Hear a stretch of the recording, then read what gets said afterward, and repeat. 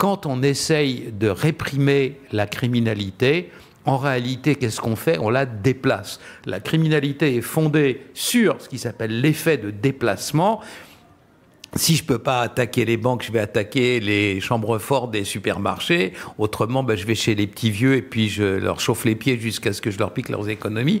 La criminalité ne s'arrête pas quand on la réprime, elle se déplace. Alors manifestement, M. Darmanin ne le sait pas et c'est ça son drame parce qu'à l'heure actuelle, il excite des gens, mais en réalité, il calme rien. Faire du coup pour stopper, pour endiguer cette criminalité du coup si elle ne fait que se déplacer? Alors, si elle ne fait que le déplacer, il faut voir d'abord où elle est le plus fréquemment. Où elle est, pour reprendre la célèbre formule philosophique, d'ordinaire et le plus souvent. D'ordinaire et le plus souvent, comment repère-t-on où sont les criminels d'ordinaire et le plus souvent? Il y a deux critères qui permettent de le faire. Tous les criminologues le savent, je ne suis pas en train de vous révéler un grand secret. C'est basique ce que je vous dis. Les criminologues savent qu'il faut repérer quand... si on peut utiliser l'image, l'animal s'agite, oui, quand il bouge, quand il grouille, quand il se passe quelque chose.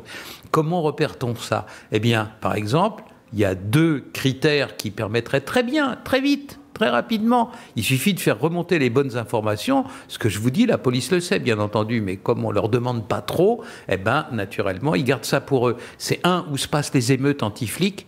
C'est-à-dire quand il y a une trentaine de types qui s'ameutent, qui font des guet-apens, qui tirent les mortiers d'artifice, qui jettent des cocktails Molotov, qui maintenant tirent des fois des balles, ça arrive récemment encore, dans un certain nombre de métropoles ou dans la périphérie des grandes villes. Ça se produit à Lyon, ça se produit à Bordeaux, ça se produit à Grenoble, ça se produit pas à Marseille parce que là, le contrôle criminel sur les quartiers nord est tel que ils n'ont plus personne à chasser parce que plus personne les gêne, quoi.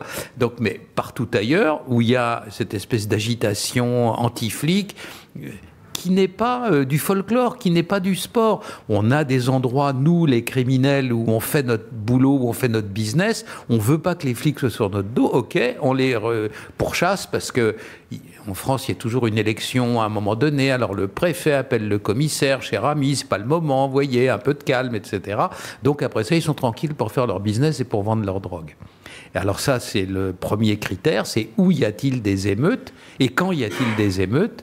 Pendant l'année 2020, nous avons fait une grande étude à partir de notre base de données. Il y a eu 187 nuits avec une ou plusieurs émeutes, mais une au minimum en France, une nuit sur deux en 2020. Une nuit sur deux, 187 nuits où on peut prouver que au moins 10 jeunes gens cagoulés ont tiré des mortiers d'artifice sur des flics, les ont attirés dans des embuscades, les ont pourchassés, etc., ou des pompiers, enfin... les forces de l'ordre, les gendarmes. Ça, c'est le premier critère. Le deuxième critère, qui est encore plus précis et plus subtil, quels endroits en France voient des mâts sur lesquels il y a des caméras de vidéosurveillance, vous savez, être abattus? Pourquoi des voyous utilisent des disqueuses thermiques ou des trucs, alors parce que les poteaux, ils font 20 mètres de haut des fois, et puis il y a des caméras assez précises, c'est naturellement à proximité des lieux de deal. Vous mettez une caméra sur les Champs-Élysées, personne ne va venir la tronçonner, évidemment.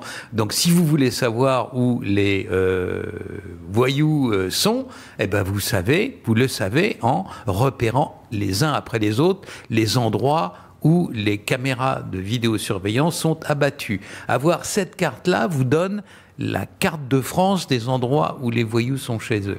Eh bien, une fois que vous savez tout ça, en croisant le critère émeute et puis le critère abattage de mâts de vidéosurveillance, vous avez la carte de l'endroit où sont les voyous, vous allez les chercher et puis vous les arrêtez. C'est aussi simple que ça. Maintenant, Darmanin ne peut pas le faire parce que imaginez-vous que les chers petits anges ne vont pas quand même comme ça se rendre en disant, mettant les poignets en avant en disant arrêtez-moi, j'ai péché. Mais bien entendu, ils vont se débattre et donc pendant qu'ils se débattront, ça ira un peu plus mal avant d'aller mieux. Et là, ça sera juste au moment où Macron essaiera d'expliquer que c'est le plus grand, que c'est le plus beau et qu'il a tout réussi. Donc, Darmanin ne peut pas le faire.